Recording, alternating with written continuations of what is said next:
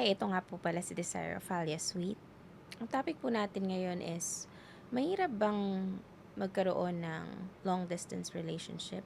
Kung mahirap, anong pwede mong gawin?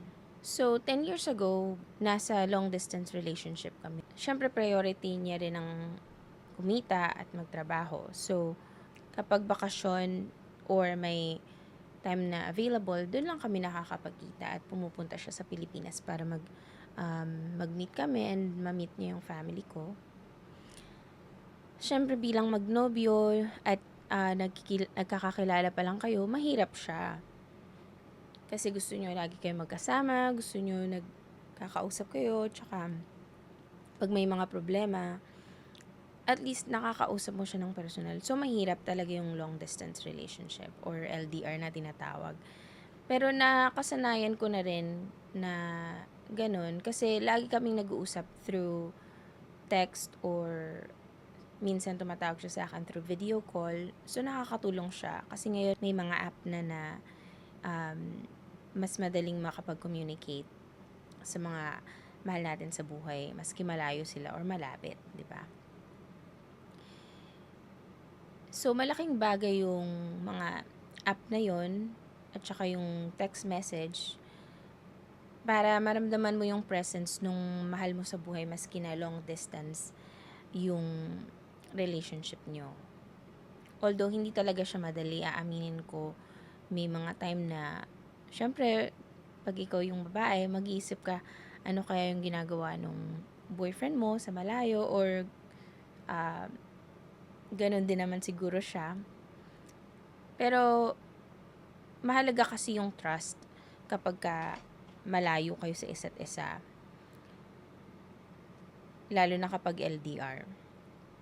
Mahalaga yung nagtitiwala ka sa kanya na andyan lang siya and mahalaga din yung communication. Hindi lang basta trust. Kasi hindi ka makakapag-build ng trust kung hindi ka rin nagko-communicate or hindi kayong dalawa nagko-communicate ng maayos para sa isa't isa. Pero, syempre, kung ano yung ginagawa niya, kung nasaan man siya, at yung mga kailangan mo rin gawin, kung nasaan ka man naroroon, ituloy mo lang siya. And, maraming prayers, maraming panalangin na safe siya, tsaka magkikita kayo ulit.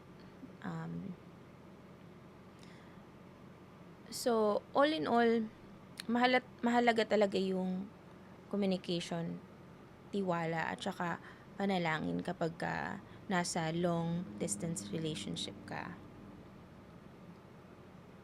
So, bakit ko nga ba ito ginagawa? Dumanas din kasi ako ng LDR long time ago at alam ko yung pakiramdam ng nasa ganong sitwasyon. Mahirap, pero in the end, kailangan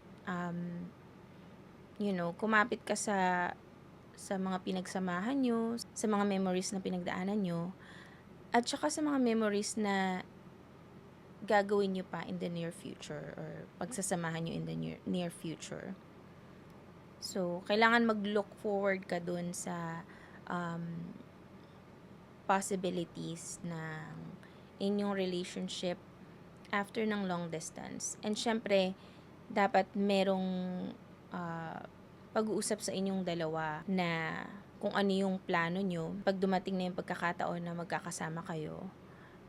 Kung ilang years ba, kailangan nyo bang mag-ipon, kailangan nyo bang magplano, kung saan kayo titira, kung saan kayo magsasettle down kasama yung family mo or para sa inyong dalawa. Kailangan mag-look forward ka dun sa relationship nyo ng boyfriend mo or maski asawa mo na nasa long distance relationship. Kailangan wag niyong bigyan ang isa't isa ng dahilan para mawala ng tiwala sa isa't isa kasi magkalayo na nga kayo tapos mag-iisip pa yung partner mo sa kabilang panig ng mundo, mahirap yung ganun, 'di ba? Mahalaga talaga sa relasyon yung tiwala ng babae at lalaki. So, yung mga dapat nyong gawin kapag nasa LDR kayo is magplano kayo, mag-ipon para sa future at laging mag-usap.